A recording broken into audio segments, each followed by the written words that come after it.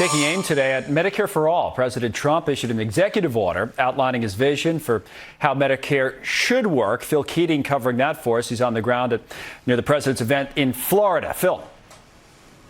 Connell, President Trump left Washington this morning and the ongoing impeachment inquiry, coming down here to Central Florida for a far more friendly territory, the massive Villages retirement complex, where in 2016 the president won 68% of the vote.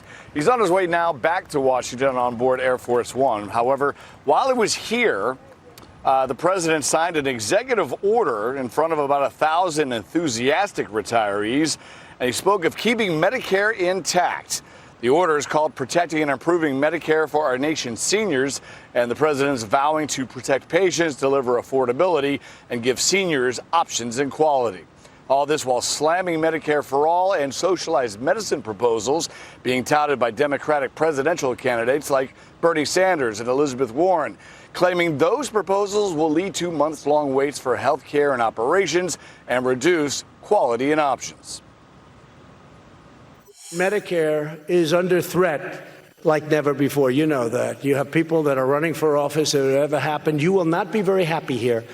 Almost every major Democrat in Washington has backed a massive government health care takeover that would totally obliterate Medicare.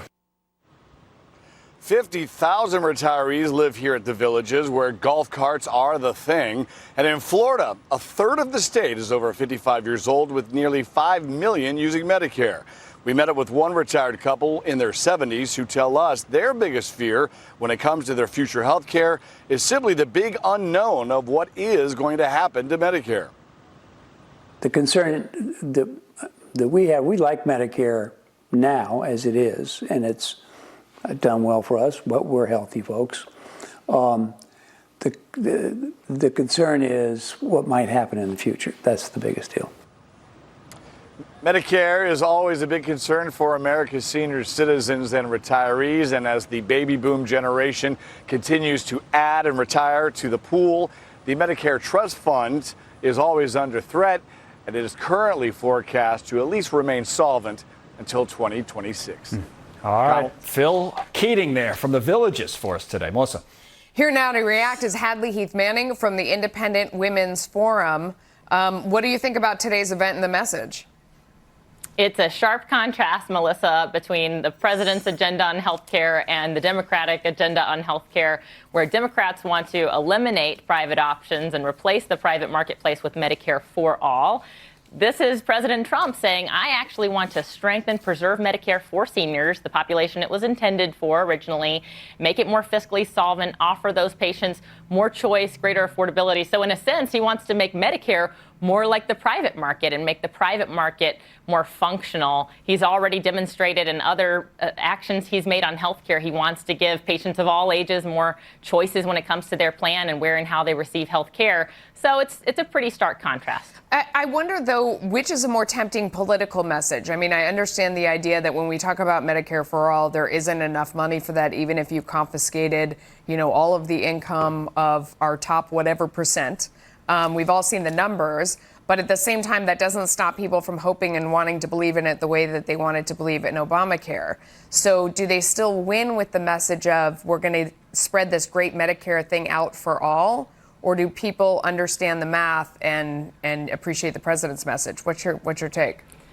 I think the challenge is Americans are compassionate people. We want to be sure that everybody is taken care of, that no one falls through the cracks. And so part of the appeal of Medicare for All is the promise, I believe a false promise, that it would protect everyone. Meanwhile, we have had for a long time safety net programs like Medicaid, which the Affordable Care Act expanded, I believe, to the detriment of the most vulnerable people in our society. The same thing would happen if Medicare were expanded. Seniors who today are the primary, population that Medicare was designed for would no longer have that safety net program that's designed for them. And so I would really caution against the idea of moving towards Medicare for all. I don't want to interrupt you, but I think what you're saying is factually correct in terms of the nation's resources.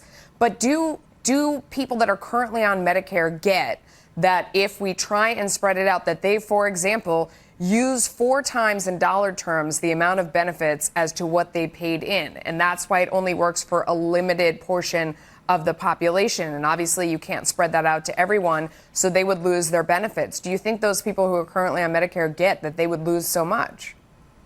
You know, I think some of them do. I think it is difficult when we talk about Medicare because, in contrast to Medicaid or other safety net programs, Medicare is one where throughout our working lives we do pay in. So we pay something in. Of course, many seniors continue to pay while they benefit from Medicare. They have premiums. They're maybe on a Medicare Advantage plan or they have supplemental plans.